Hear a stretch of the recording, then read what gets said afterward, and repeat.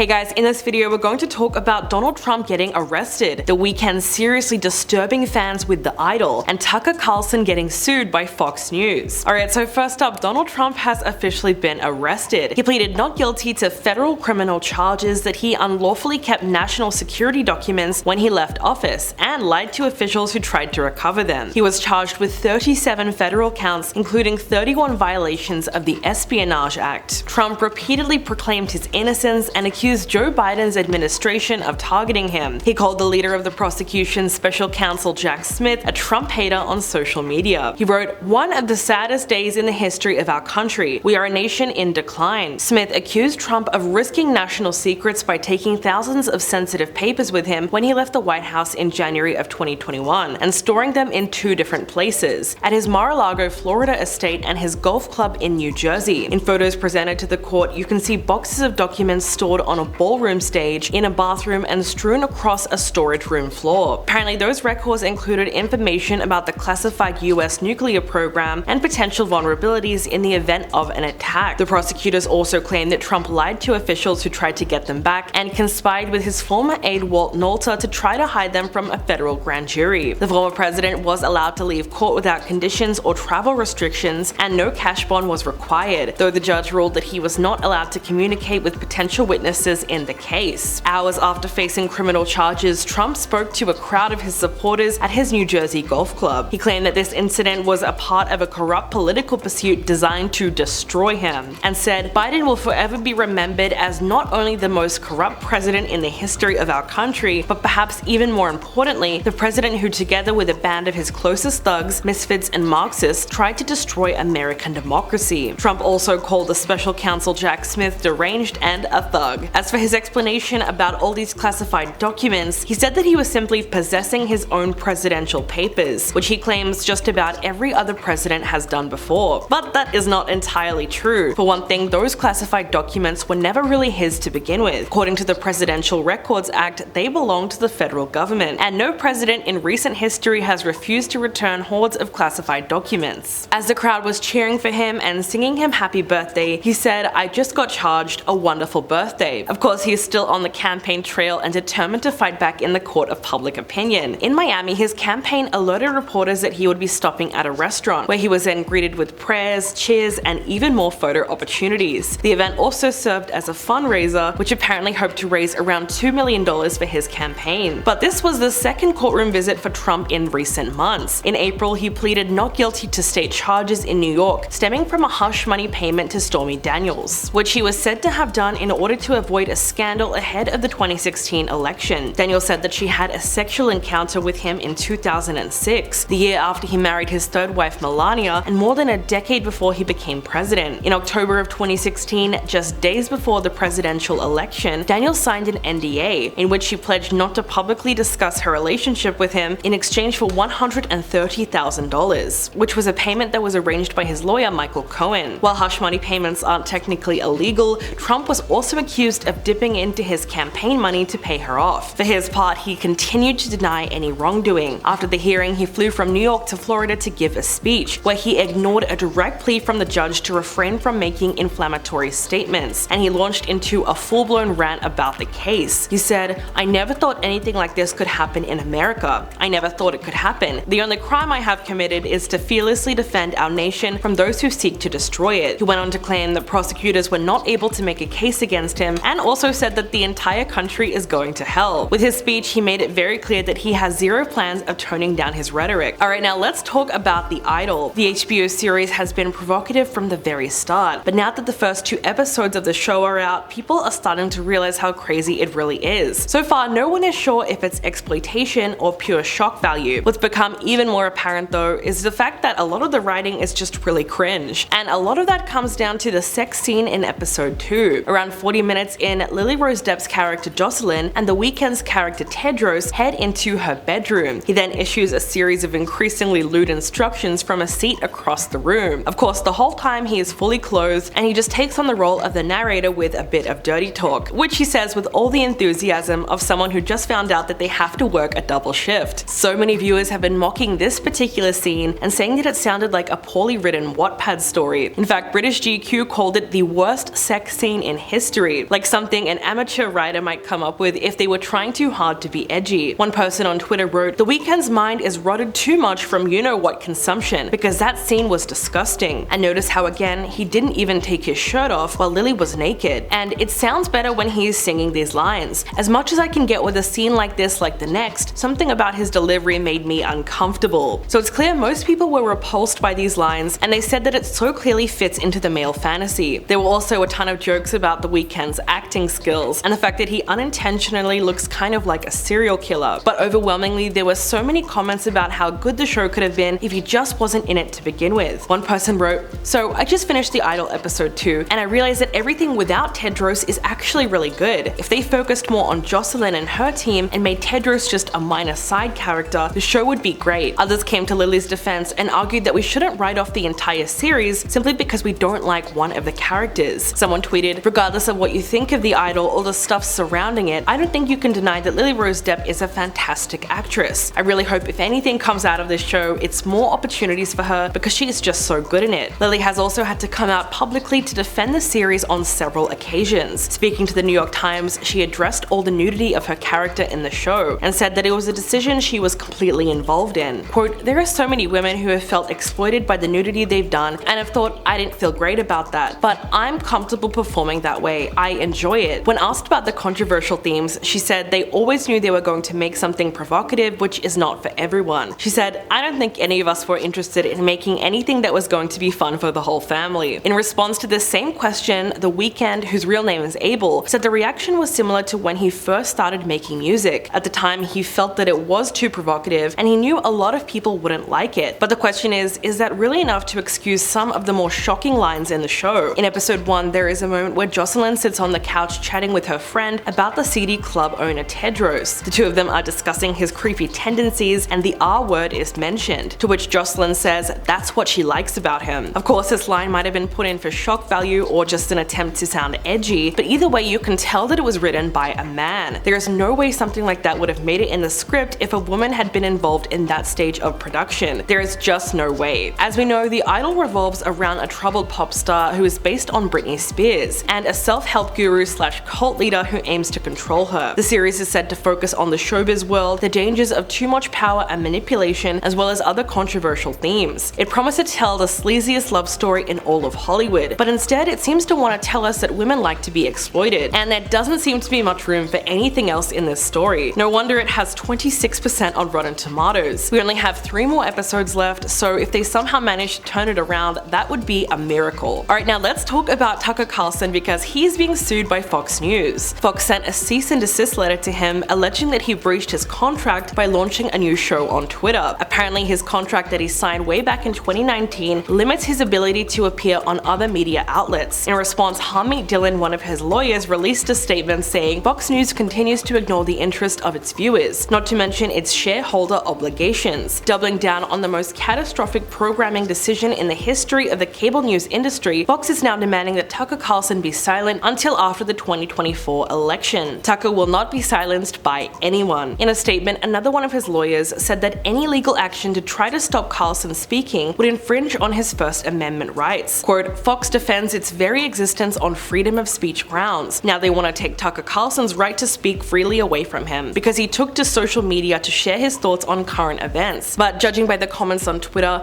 many of Carlson's supporters suggest that the network is somehow frustrated that his new show is getting so many views. The first installment of Tucker on Twitter debuted on June 6, and it racked up around 114 million views. The second episode garnered around 55 million views by June 12th. His biographer Chadwick Moore tweeted, "CNN is lucky to get 500,000 views on a show. Tucker's video got 90 million and counting, compared to his 3.5 million average on the dead and irrelevant medium of cable." But it is actually very difficult to compare the two. Since Elon Musk decided to hide the video view metric, the only thing we can see is tweet views, and all it takes to get a single view is for someone to scroll past that tweet, so that can hardly be counted as watch time. In cable, these numbers are measured by how many viewers there are on an average minute of content, so it's completely different. This means that a lot of people might have seen Carlson's tweets, but it's impossible to tell how many actually watched the show. About a week before he was let go, the network settled an epic defamation lawsuit brought against them by Dominion Voting Systems. In the end, Fox was forced to cough up around $800 million. This is because in 2020, 2020, they were responsible for spreading the theory that Trump was cheated out of the presidency because of election fraud. And no one at Fox did this more than Tucker Carlson. His show was said to have a massive role in spreading misinformation about the election, so of course he became the focus of the lawsuit. At that same time, he was also going through a lawsuit of his own, this one brought against him by former Fox News producer Abby Grossberg. She claimed that he had fostered a toxic, misogynistic work environment where unprofessionalism reigned supreme, and the staff's distaste and disdain for women infiltrated almost every workday decision. But even with all of this going on, his fanbase seemed genuinely surprised by the firing. Many of them took to Twitter to express their outrage at the decision. Even Trump said he was surprised to hear about it. He sat down for an interview on Newsmax and said, "I was shocked. He's a very good person and a very good man and very talented. He had very high ratings. He's been terrific, especially over the last year or so." Carlson joined Fox way back in 2009, where he'd been taking up the coveted weeknight 8 p.m. slot since 2017.